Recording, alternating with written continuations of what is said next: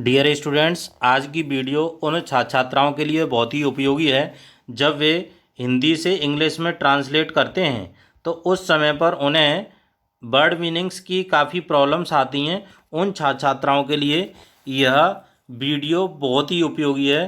तो सबसे मुख्य जो समस्या आती है स्टूडेंट के सामने, समस्या ये आती है कि अगर कोई भी स्टोरी होती है और उस स्टोरी में हिंदी में जो सेंटेंस लिखे होते हैं या तो काफ़ी लंबे होते हैं या फिर लंबे होते हैं, इसके साथ साथ या कभी छोटे भी होते हैं, तो उसमें वर्ड मीनिंग्स की समस्या आती है। तो आज हम उस प्रॉब्लम को सॉल्व करना बताएंगे कि जब उसमें वर्ड मीनिंग्स का तोड़ नहीं मिल रहा है हमें, तो उस समय पर हमें क्या करना चाहिए।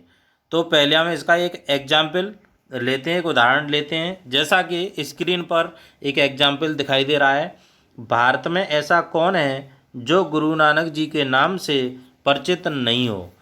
जैसे अभी हमारे सामने एक एग्जाम्पल आया, मान लेते हैं कि इसमें हम पर सब वर्ड मीनिंग्स आ रही हैं, लेकिन ऐसा की अंग्रेजी नहीं आ रही है, परिचित की नहीं आ रही है। वो तो कोई भी सेंटेंस हो सकता है, यह तो केवल एग्जाम्पल के तौर पर यहाँ पर दिया जा रहा है। तो उस समय पर हमें क्या करना चाहिए, जैसे इसको हम कई तरीके से सॉल्व करना बताएंगे। ये हिंदी में केवल एक ही सेंटेंस है, लेकिन इसको हम पहले तरीके से, दूसरे तरीके से, तीसरे से, चौथे से, पाँचवें से, छठवें से और भी तरीके हैं, उन तरीके से सॉल्व करना बताएंगे। और मैं आशा करता हूँ कि अगर मैं इतने तरीके से बताऊँगा तो आपके समझ में ज़रूर आएगा, 100% समझ में आएगा।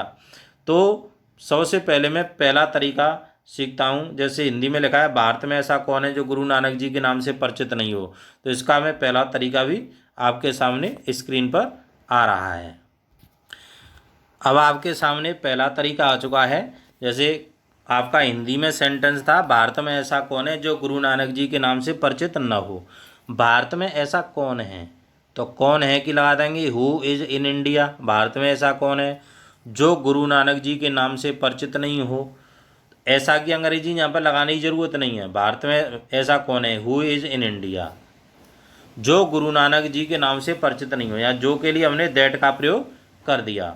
वैसे तो दैट, जो की अंग्रेजी हम हु का भी प्रयोग कर सकते हैं और दैट का भी प्रयोग कर सकते हैं, लेकिन इनमें थोड़ा सा अंतर होता है। यहाँ पर हम हु का प्रयोग नहीं कर सकते हैं। क्यों? क्योंकि वाक्य के शुरू में जब हु आ जाता है, या तो वाक्य में हु आ जाता है या विच आ जाता है, पीछे क्वेश्चन मार्क आता है, या वाक्य में कहीं पर ऑल, एनी, नन या नथिंग या ओनली, जब ऐसे शब्दों का प्रयोग होता है तो ऐसे वाक्यों में फिर हम दैट का प्रयोग करते हैं, जो या जिसने के अर्थ में। तो अभी यहाँ पर हमें हु दिखाई दिया था, इसकी वजह से हमने यहाँ पर दैट का प्रयोग किया है। खैर, वह एक अलग रूल है। भारत में ऐसा कौन है, हु इज़ इन इंडिया, जो गुरु नानक जी के नाम से परिचित नहीं हो, जो के लिए हमने दैट लगा दिया।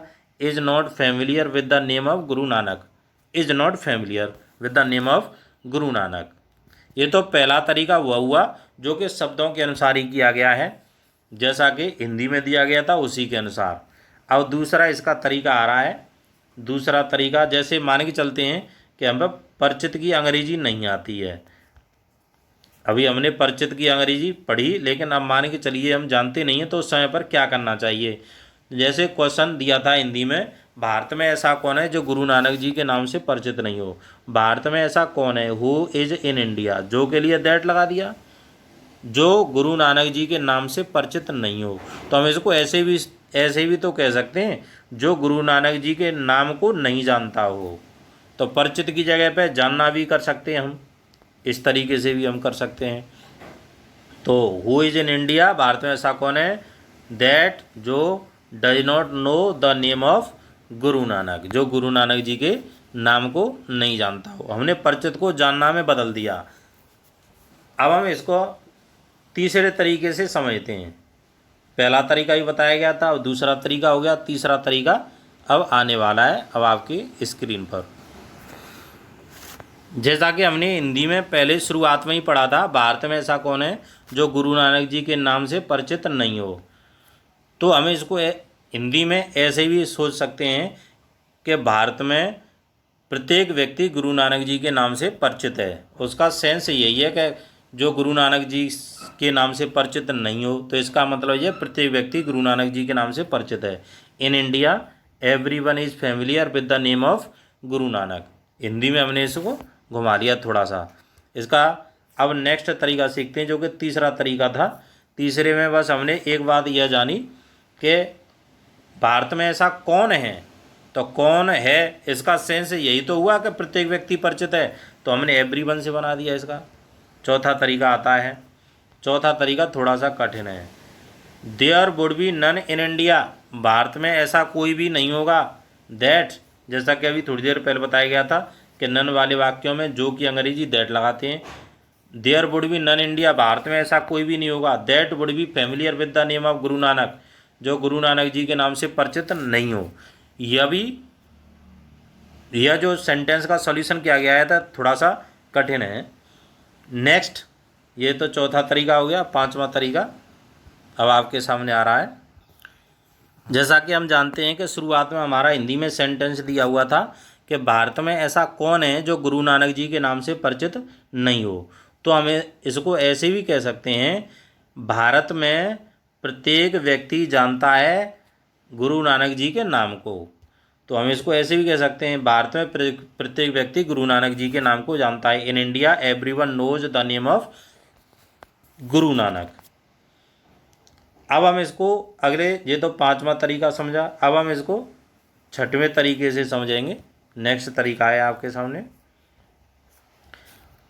जैसे हिंदी में था, भारत में ऐसा कौन है जो गुरु नानक जी के नाम से परिचित न हो, तो हम इसको ऐसे भी कह सकते हैं कि भारत में प्रत्येक व्यक्ति गुरु नानक जी को जानता है। In India everyone knows Guru Nanak. तो यहाँ पर कितना सरल हो गया। धीरे धीरे हमने कठिन की तरफ धीरे धीरे सरल की ओर सोचा।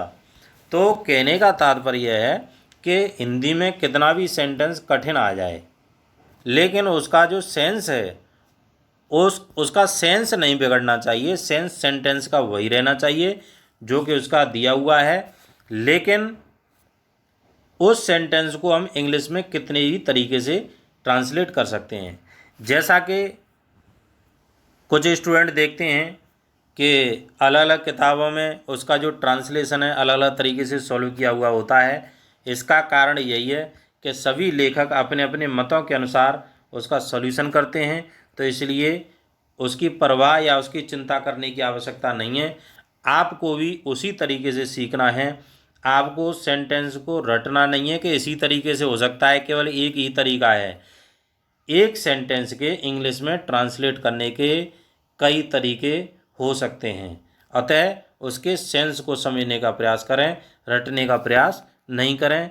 यही ट्रांसलेशन सीखने का, हिंदी से इंग्लिश की स्टोरी बनाने का सबसे बड़ा मंत्र है। इसको हमेशा ही याद रखें।